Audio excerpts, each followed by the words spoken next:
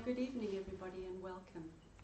You may be wondering how this all came about. My name is Gail McMillan, and like our performer this evening, Jonathan Nkala, I was born in Zimbabwe. And I became aware of Jonathan during the recent violent protests that we had in South Africa, when he put some profound posts onto Facebook, pleading with people in South Africa not to destroy our infrastructure, not to loot and destroy businesses. I also became aware at that time that although Jonathan was an established performer, playwright and poet, that during the pandemic, as a result of the pandemic, that he had actually lost all his income streams. Everything that he'd been doing disappeared. So we, Gordon and I, decided that we wanted to try to do something to help re-establish Jonathan's career and his life. So we reached out to some friends for support and advice, and one of those friends was David Amos. And David made the suggestion that Jonathan come and actually do a performance in his own home. So tonight, Jonathan is performing his play called The Crossing, which is the story of his journey of escape from profound poverty in Zimbabwe to creating a new life for himself in South Africa. And this performance this evening is being streamed out live across the UK and Europe, in Australia and America, in Canada and the Middle East, among other places. So I really trust that you're going to enjoy this performance and support it generously. So without further ado, I want to give you Jonathan Nkala.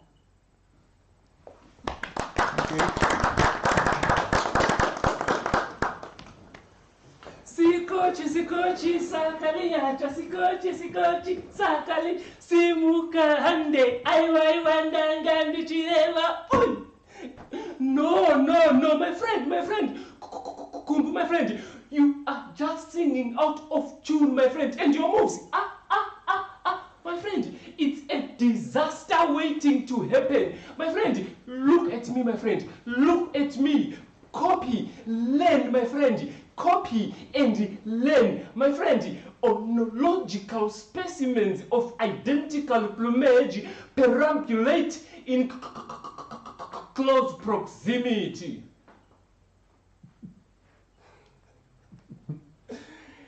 Jacob Banda was my best friend since childhood, but no one else liked Jacob. Maybe because of his name, Jacob. Back home, Jacob is a name given to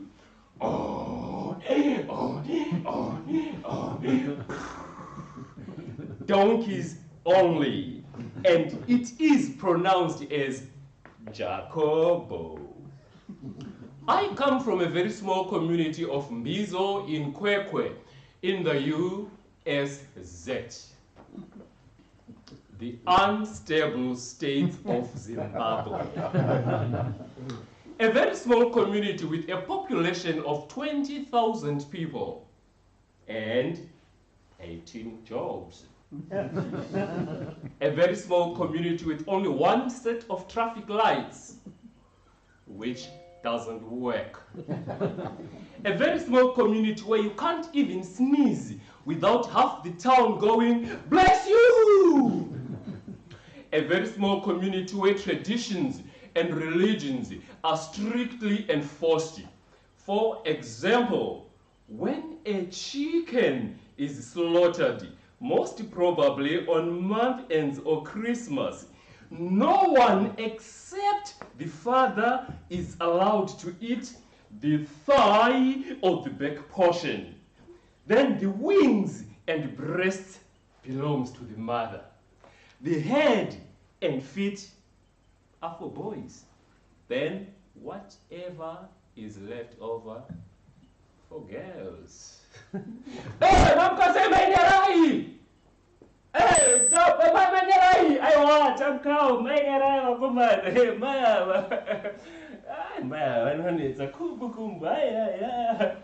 One day, Jacob and I sitting on a street corner, as usual, busy doing nothing, as usual, because there is nothing to do. Jacob reading his newspaper. Kumbu, my friend! Kumbu, my friend! A contract to create jobs and a better life for all is currently underway in South Africa.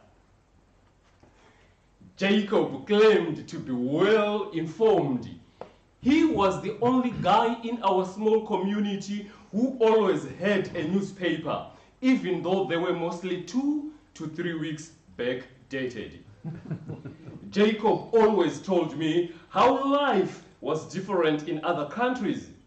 His country of choice was South Africa, and his city of choice was Johannesburg. This then developed an ambition in us to make a difference in our lives, not by looting farms from the pandas. Previously advantaged, now disadvantaged. No, but to go to a city that would work for us. Neither Jacob nor I had a passport, let alone a visa. Not that we did not want to, but it was way difficult getting one. Firstly, because our African government yet introduced unnecessary conditions with high fares. Secondly, it cost a lot just to travel to the Home Affairs offices, since passports were only applied in Harare and Bulawayo. Bus fares were very expensive since we had a shortage in fuel. I still can recall some cases whereby some funerals had to be postponed because hearses were stuck out of gas. So our only option was to jump the border. Jump the freaking border. We all knew that this was dangerous and illegal. But Jacob would always say, Kumbu, my friend, being Zimbabwean itself, my friend, is dangerous and illegal. In order to survive, we had to put ourselves first and do a little bit of corruption. Yeah, tell me, what justice is there when one needs a political membership card in order to buy basic foods?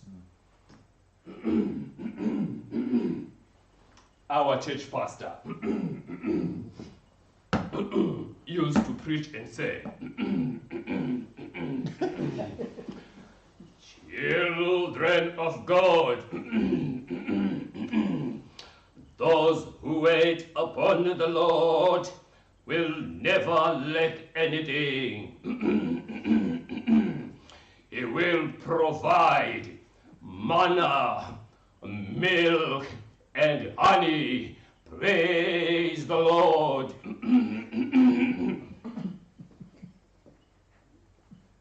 But this made no sense to us to listen to this old poor man talking about the Lord who provides manna, milk, and honey. Yet, the only people we saw providing for us and him as well were our mothers. Most probably, the motive behind these scriptures was a cup of tea and a few slices of bread afterwards. Then Jacob would say, Kumbu, my friend, Kumbu, my friend, we cannot stay here and die waiting for the Lord to provide for us. My friend, we don't have money for passports. My friend, we are not going to kill or steal from anyone. We are just jumping the border. jumping the freaking border. My friend, onological specimens of identical plumage perambulate in close proximity.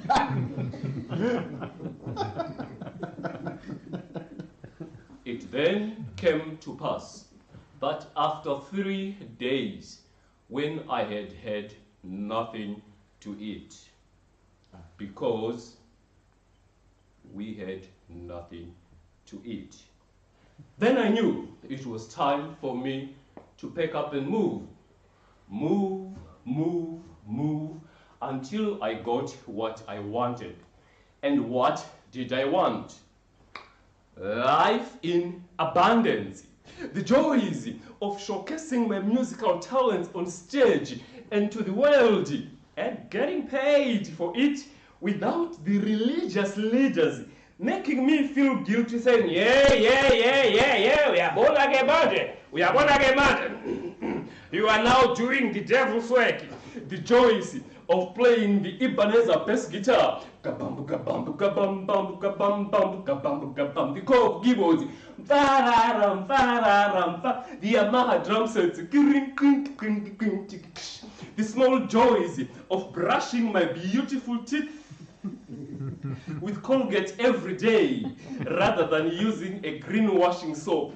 The small joys of using a roll-on deodorant after taking a shower on a daily basis. The small joys of sitting in a restaurant and eating the whole chicken using a fork and knife. That's a joke. Why are you not laughing?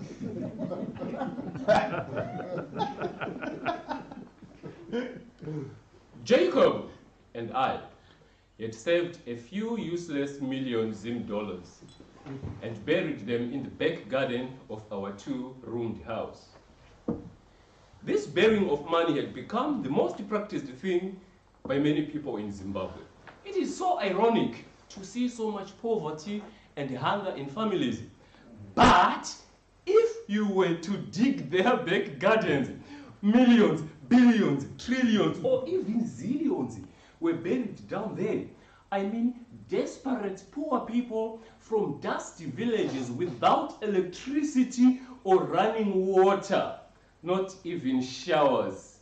Ah, shame. Reverend J.Z. Tim Shiniwam will never preach under those conditions. Jacob and I decided to keep our plan a secret. Not even our parents knew about it. Parents were not supportive of this jump the border idea. A lot of stories have been told of thousands of horror stories about millions of Zimbabweans who have perished along the way. The lions of the Kruger National Park, the crocodiles of the Limpopo River, and the South African soldiers shooting those who tried to escape after being knotted. But fortunately for Jacob and I, faith and courage were our strong points. We believed that God would only take care of us only if we go out there and look for what we wanted. And what did we want?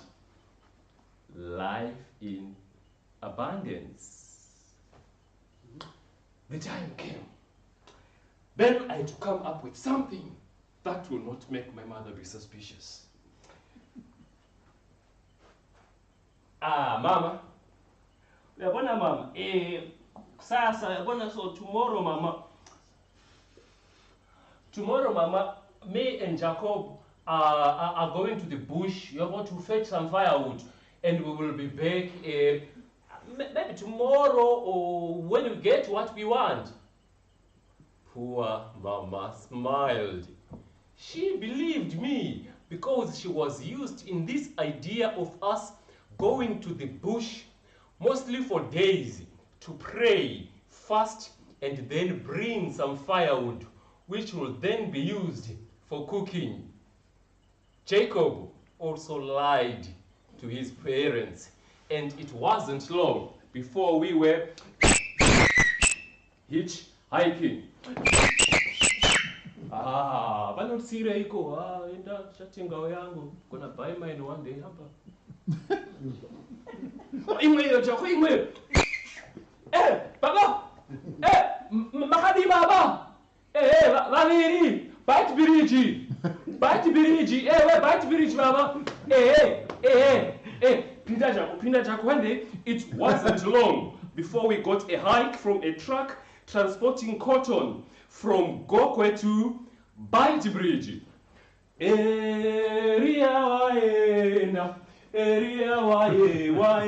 The driver entertained us with stories about Johannesburg.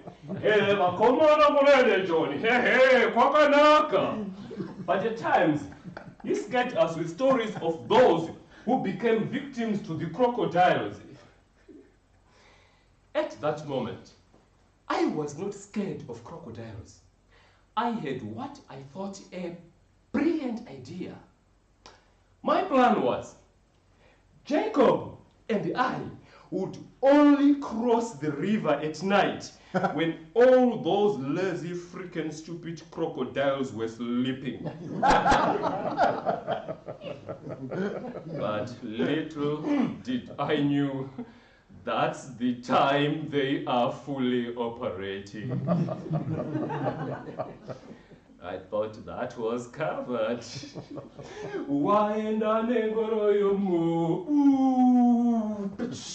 We arrived at Bite Bridge just after sunset, and we went straight to the boulder.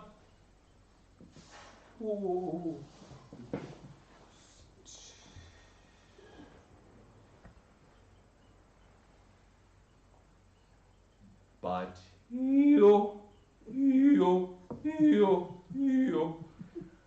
I was flabbergasted with what I saw. Border jumping direct from the border post is way mission impossible for, especially if you don't have a little something to make the trouble go away. The fence is electrified and razor wired all over.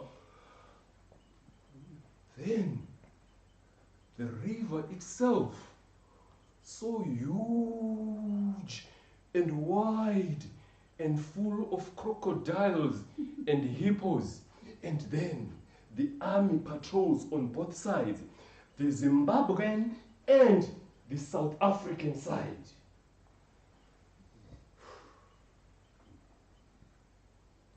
Feeling rather hopeless, we went to the bus rank where groups and groups of people were gathered and sharing ideas. My first experience in networking. Some people have been there for quite a long time. Nah. Others were just been deported from South Africa. Losers. Others worked on farms nearby, but on the South African side. That's the group Jacob and I joined for the night. Hey, Makadi Madara. Ewa, Chakasimba Madara, show one love Madara, show one love. Hey, Pachawe Baba, yeah, German, show German. Hey, ndi Jacob boy, ndi Kumbu. Serious? Serious? Serious? They were walking to a place called Chivara, about 200 kilometers from where we were. It is a place where they would cross over to South Africa, and security was not as tight as at the border post.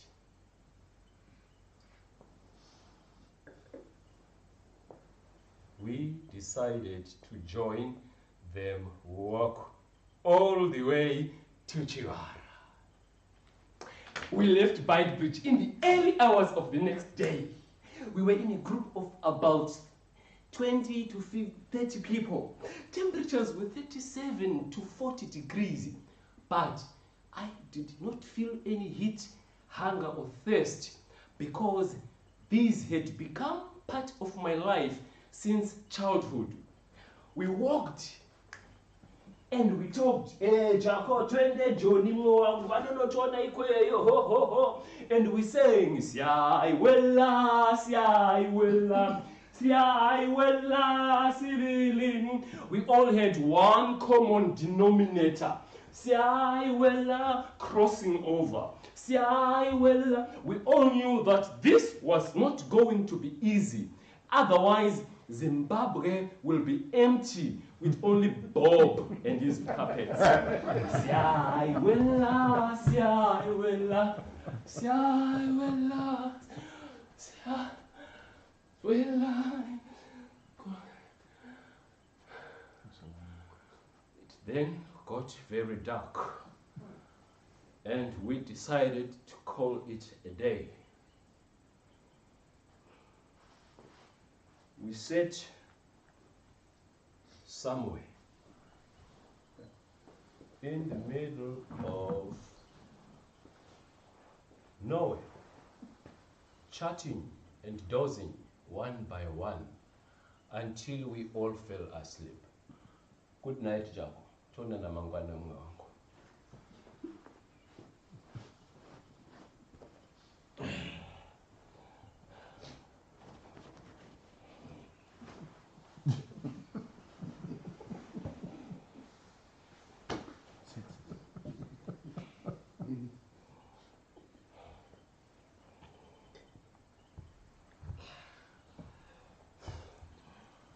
Day number 2. Morning wangu Jaco. Wamgasesha mwana. Nalo rwendo ande. Siai wella, siai wella, siai wella. Kumbu my friend. Can you see this huge footprint here, my friend? I just wonder what type of an animal is this, my friend? That huge footprint. Kumbu, can you see that huge dung there? You, my friend, some animals can shit. You.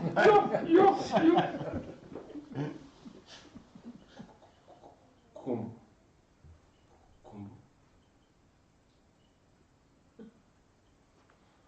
For the first time in my life, I saw a herd of elephants.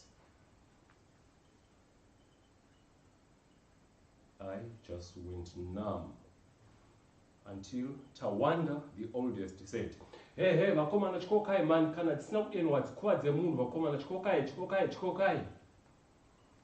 He told us not to panic. If not provoked, elephants would never harm anyone.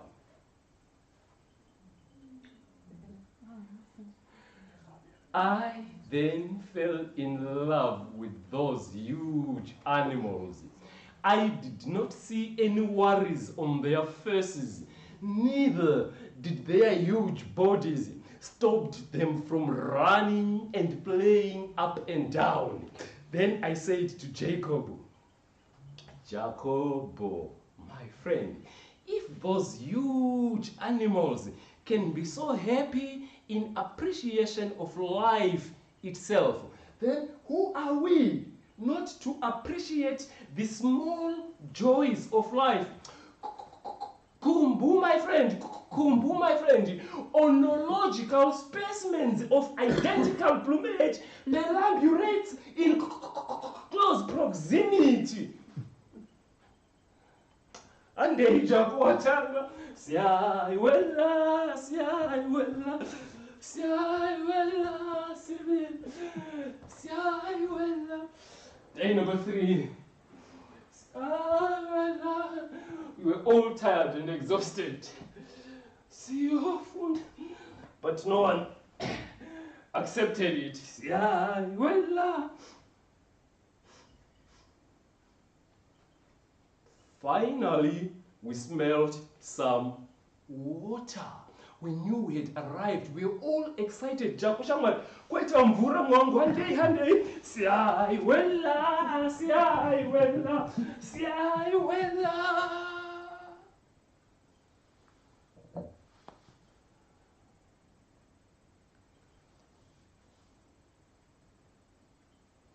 There I was, standing in front of a huge flowing Limpopo River. But this is not what I had expected. Suddenly, another challenge presented itself.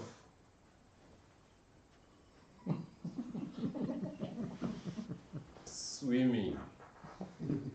One thing I will never ever do for $1,000,000 is swim. I still even can't recall swimming in a small pond of water. Maybe it's because of my culture. My totem is Nkala. That means crab in English. And since a crab stays in water, by law, I must not eat or play anywhere near its dwelling place. And again, I'd never seen such a very huge dam. The only dam that I knew about was the municipal sewage dam.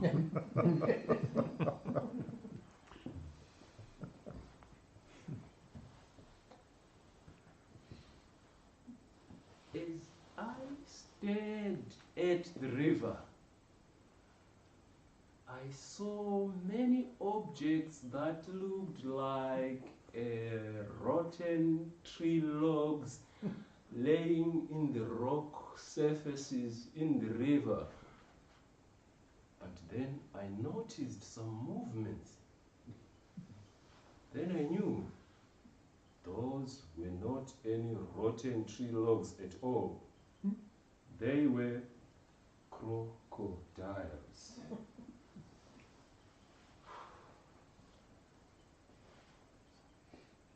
That is when I allowed fear to overcome me. I was afraid of the crocodiles. I was afraid of swimming. I was afraid of the river itself. Yeah, I was afraid. I suddenly saw my dreams slowly but surely disappearing into the river.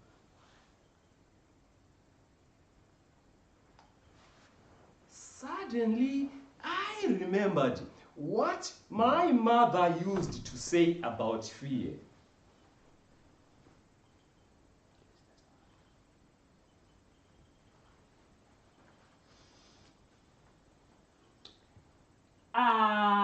Kumbu mtanami, fear had paralyzed the destiny of many people.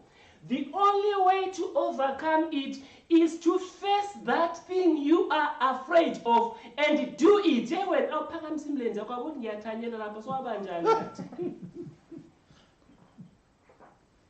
I had to face my fears. I then joined Jacob and the other guys who were already in the queue to pay the local guys who had a brilliant idea to cross over. Their plan was simple and straightforward.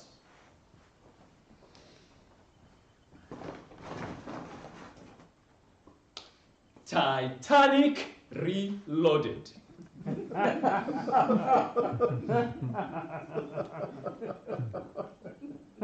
They took a very big tree trunk, a dry one that doesn't sink, and they tied 2 pieces of wire on both ends.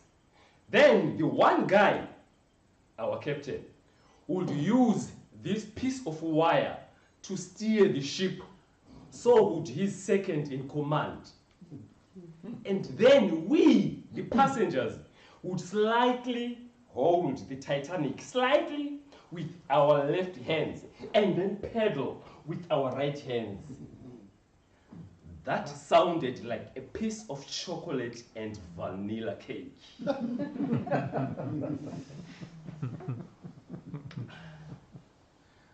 I then offered to pay with the only valuable thing I had.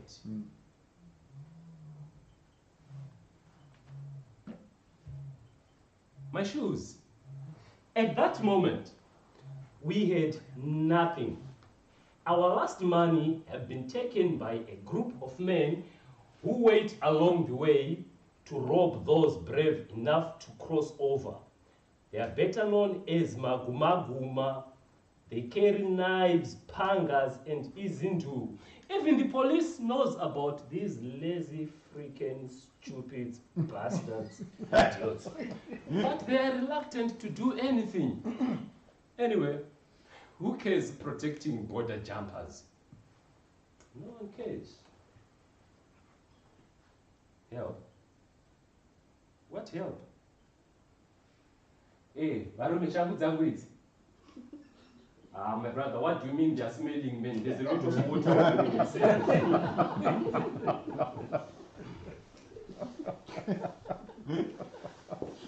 We had moments of prayer. Each and every one of us praying to whoever he or she prays to for guidance. And that was one honest prayer from deep down my heart. Chakoshangwa ngatina matei.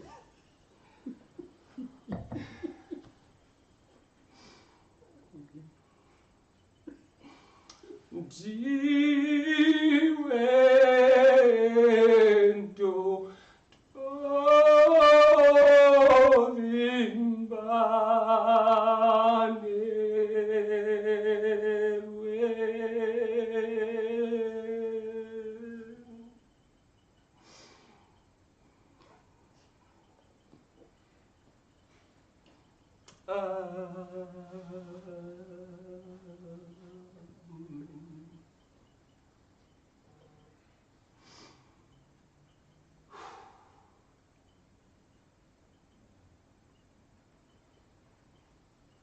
Okay, asvika zvinonguva yekuti tibire rwizi toende Joni vanonotiona ikweyo. Yo, Kumbu my friend, can you see that red light shining over there, my friend? My friend, that is Johannesburg, my friend. That is where we're going. My friend, I'm telling you, my reliable sources tells me that in South Africa, my friend, in South Africa, there's no load shedding. There's no load shedding in South Africa, my friend. My friend, in South Africa, there is not even recession. There's no recession in South Africa. The moment we get to South Africa, my friend, white people with very big cars will be bothering us, hooting, beep, beep, beep, beep, beep. Hello, boys. Do you want a job, boys? Come on, jump in, boys. Jump in, come to the offices, boys. Jump in. My friend, don't worry, my friend. I'm with you, my friend. All the way, Kumbu. I'm with you all the way. Onological specimens of identical plumage perambulate in close proximity. And they Jaco.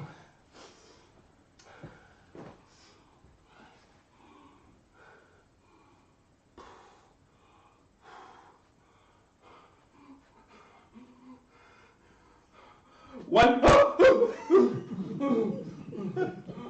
two, 3 steps in the river. There goes the Titanic.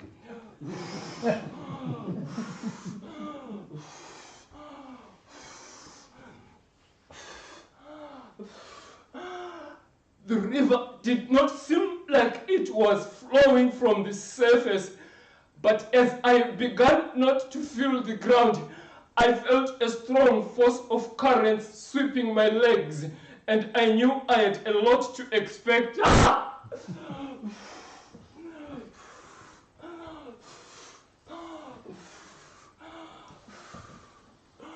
After about 30 minutes of pedaling, A guy second from me totally lost control of the situation. And I only saw his hands waving helplessly into the river. But no one made an effort to save him.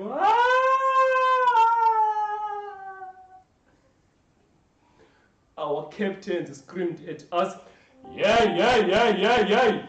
Don't look at anyone drowning here. We are not responsible for anyone dying. Come on, focus, freaking focus."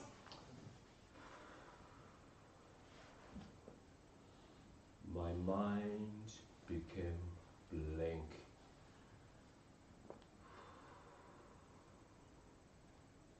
My eyes focused to the other side.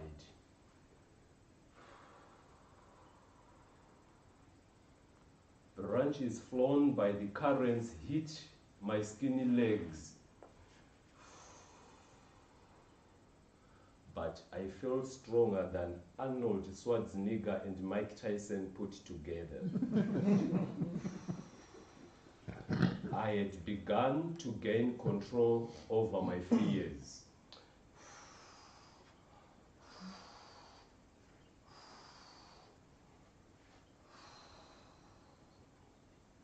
A few minutes later, someone else lost control of the situation, and I could not see who it was. I hung in there, waiting for two things: to get to the other side, or to follow the two who had gone to the wrong side. At that moment,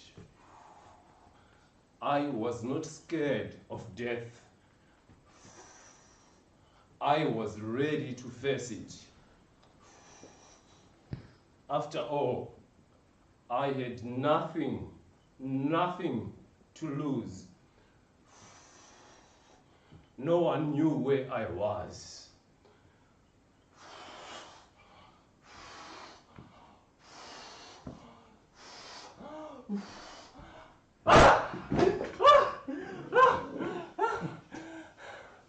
Finally, we got to the other side.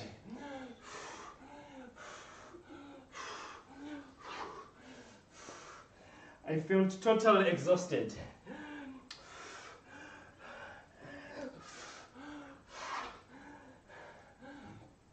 Hey, Jacobo. Jacobo. Jacob.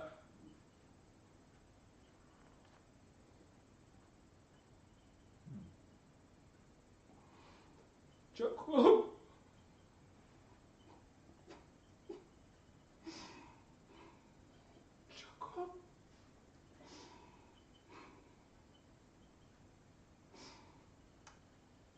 I looked for Jacob to congratulate him on this wonderful achievement.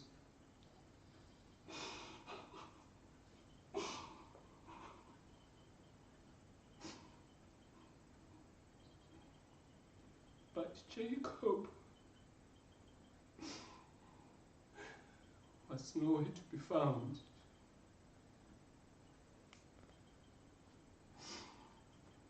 Jacob.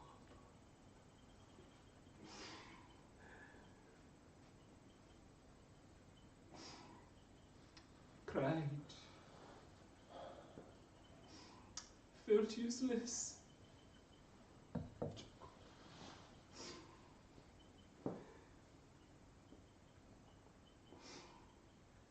I did not know what to do.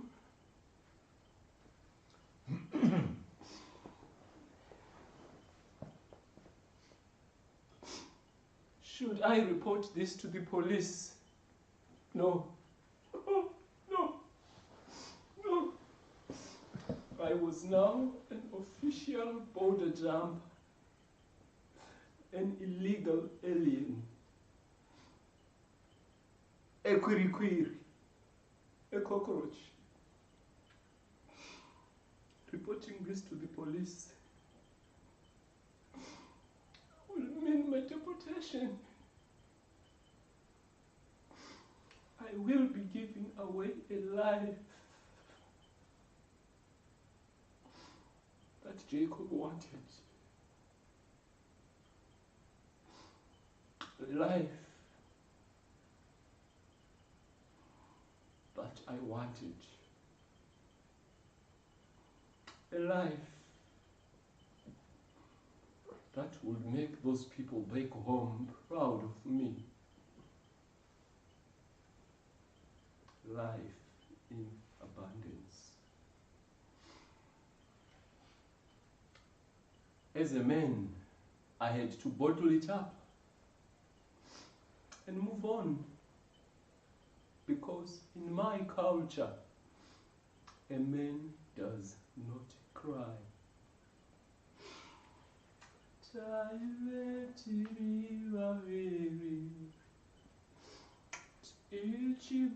Zimbabwe, Zimbabwe, Chako.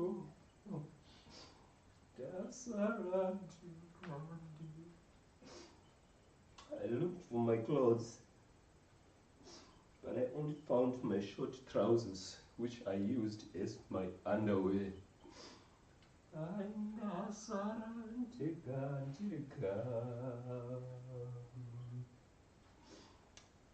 Felt terrible alone.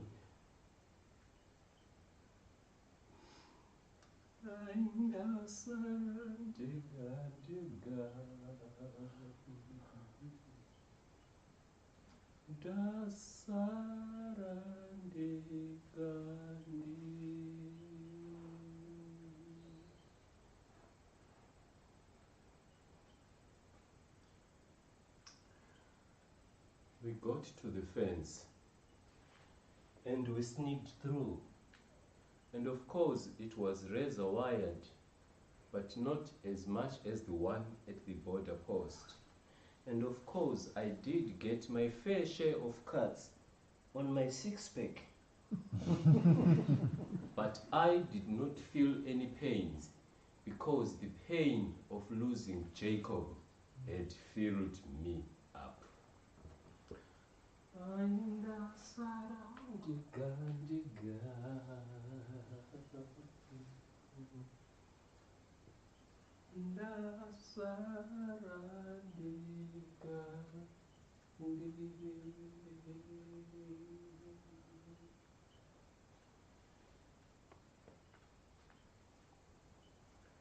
We got to the farm and I was employed as a tomato picker.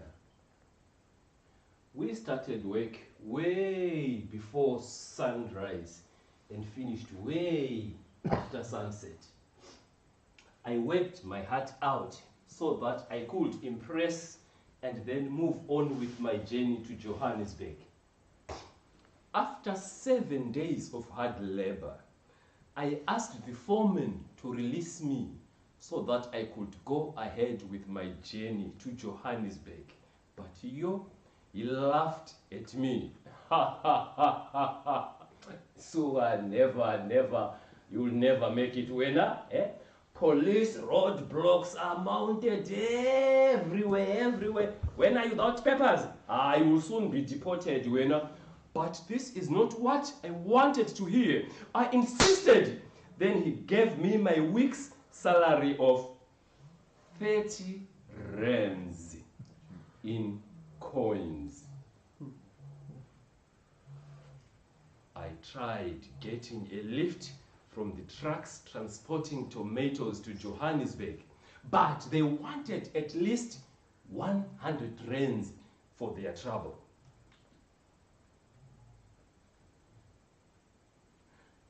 After a long time of trying, I saw a certain driver struggling with a cell phone. I'd never used a cell phone before, but then I noticed that was a brand new cell phone from the box, and obviously the manual was in there. Apparently I can read. So I offered to help. I followed the instructions on the manual and box your uncle. It worked. Then we made a deal. My first ever business deal. Weputi mnadi hamba nawe. Boom. Arriving at Park Station, Johannesburg. 2 runs up, 2 runs up, 4 S2 4 S2. So wait a minute, let's do 4 S1. People. I am home. Attention passengers, the train at platform number 12. Oh my God! Shops full of groceries, shops full of clothing, shops full of furniture, shops. And there in front of me, a board that read, roasted whole chicken, 28 rands. 28 rands. I had enough. I bought one. Sat outside. And starting by the thigh, I enjoyed it all without anyone to say, yeah, don't touch that thigh, that's for the father. Finger licking good.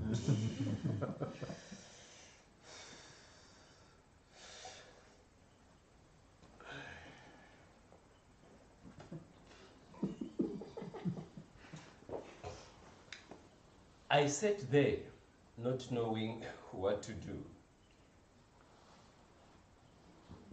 I had no more money, nowhere to go, no shoes, just a short trousers. I just walked and walked, hoping for the best.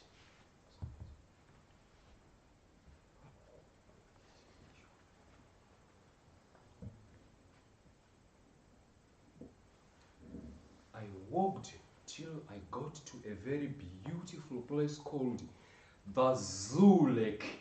I loved the place and decided to spend my night there. I slept at the back of the public toilets, then woke up early in the morning and washed my face in the public toilets, then joined a lot of people walking their dogs.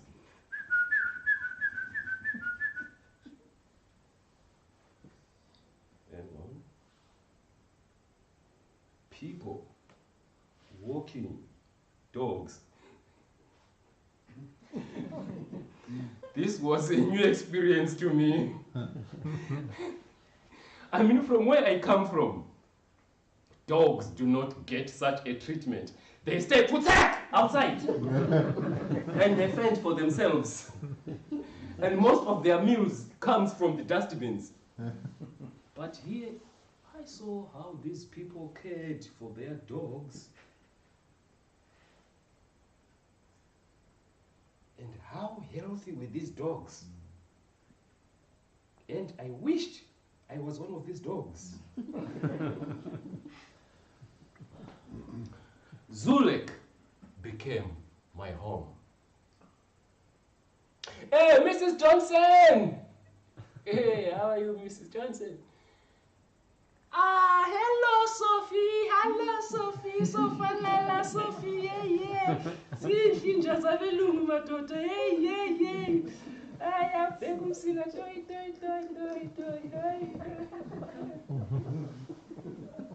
Ebo. But it felt lonely.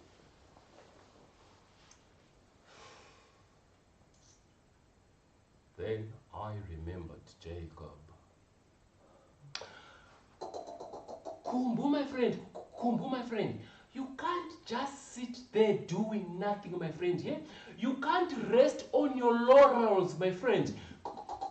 Kumbu, use your common medulla oblongata. Get a job, my friend. Get a job, my friend. So I walked on all surrounding suburbs, buzzing on each and every gate. Judging by the way I looked, I knew I had to start from the gardens. Ding dong. Hello. Hello, sir. My name is Jonathan, sir. I am looking for a job, sir. Sorry, we already have somebody working for us. Thank you very much, sir. Ding dong. Woo woo! Yeah, that was house number 567. And every time when I buzzed, I was told the same story. Sorry, we already have somebody working for us. And that really motivated me. I knew if someone else did get a job, then my chance would also come. It was only a matter of time.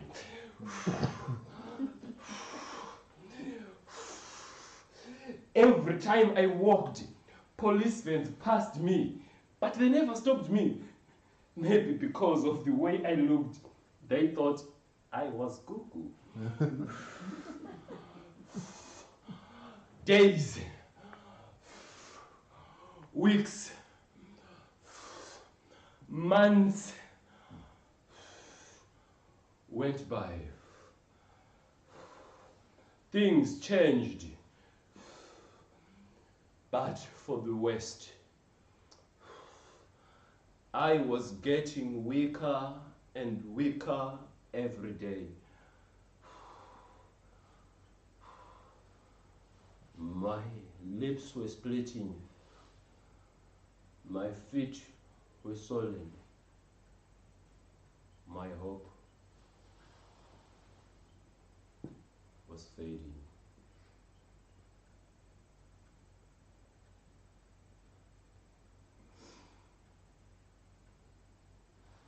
Jacob,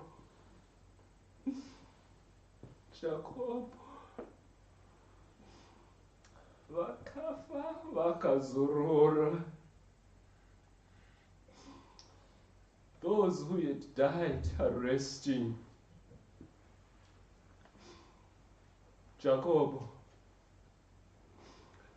are you resting in that beautiful place where there is no sorrow, no misery, no pain I'm going through?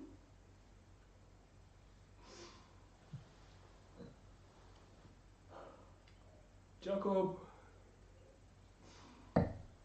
is that the place you wanted us to go? But I just did not get it.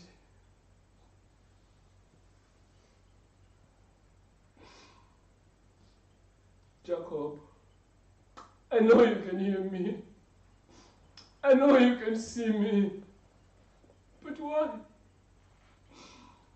Why can't you talk with the elders up there and bring down some fortune for me? And stop this suffering.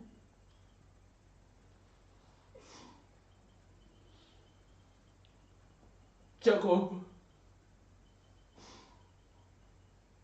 are you cross with me for not making an effort to save you?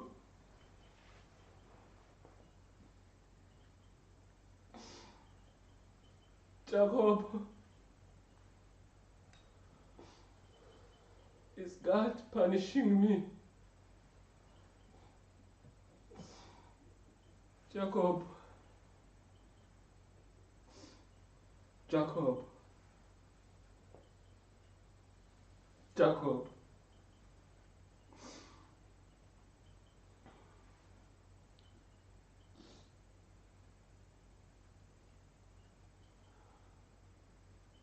You might wonder, how did I survive? Mulberries. Even though they gave me a running stomach, I became an expert in mulberries. I knew which houses had the sweetest ones and which ones to avoid. One day, as I was coming from my late lunch at number 16 Toad Road, which was, for starters, mulberries. Main course, mulberries. Dessert, mulberries. I met a lady who worked as an estate agent. Hello, madam. Madam, my name is Jonathan, madam. I'm looking for a job, madam. Sorry, I already have someone working for me. And then she moved on. I was not offended because I was being used in being rejected. Anyway, who will take me serious looking the way I was looking? But then she did come back. Hey, Baga, are you strong enough? I've got some manure at my house. Would you mind putting it for me in my garden? That was the big break I've been waiting for. Suddenly, I remembered our church pastor. He will provide manna, milk, and honey. But for me, he provided manure for the garden.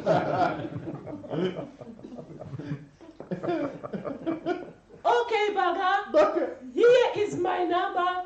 Be there tomorrow at 8 o'clock. I was there 6:30. Okay, Baga.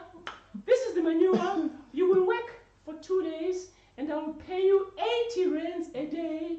See you lunchtime. Okie dokie.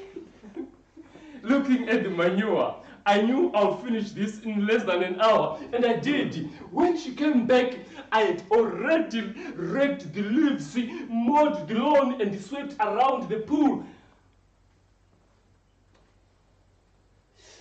No, Baga, no, Baga, no. You are not supposed to work for 30 minutes. You're supposed to work for 2 days. Then you get 80 plus 80, that's 160. Now you only worked half a day. 40 rands for you. Okay.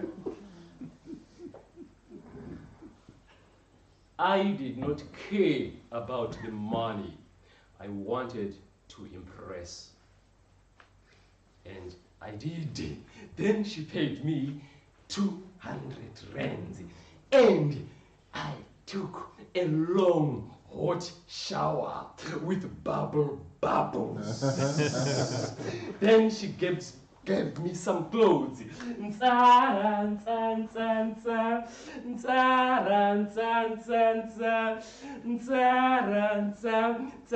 A designer shirt. Dry clean only.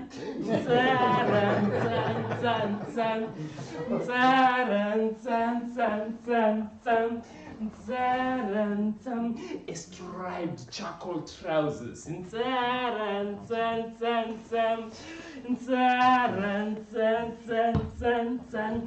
with pleats.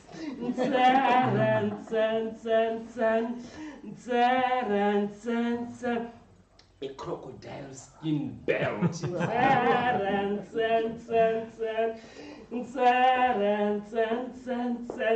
And there I was. Some shoes. Shoeless ones.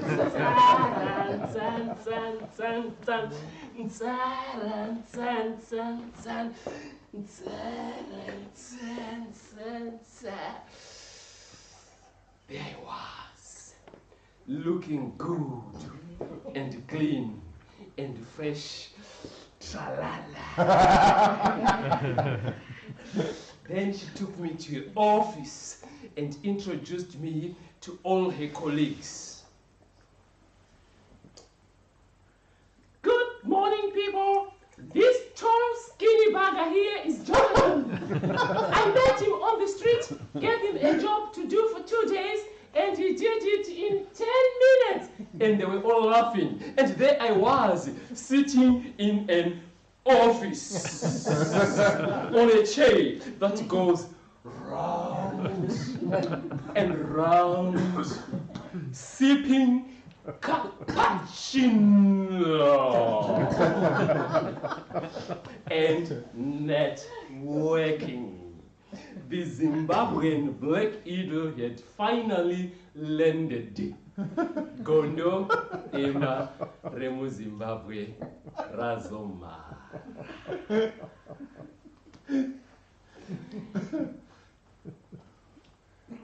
I am not telling you this story so that you feel sorry for me.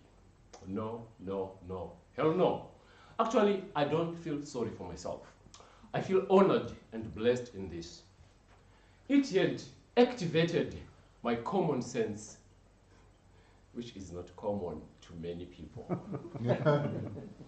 It had taught me to be brave. That is why I am on stage, telling my true life story. It had taught me not to let situations rule my destiny, but to go out there and look for what I want. That is why I now stay in George, the city for all reasons. It had taught me to network. That is why I'm spending my Friday evening with beautiful people, successful people like all of you here in a mansion. In a mansion. If Jacob was here, he would be saying, Kumbu my friend, I told you so. This is the Gondwana game.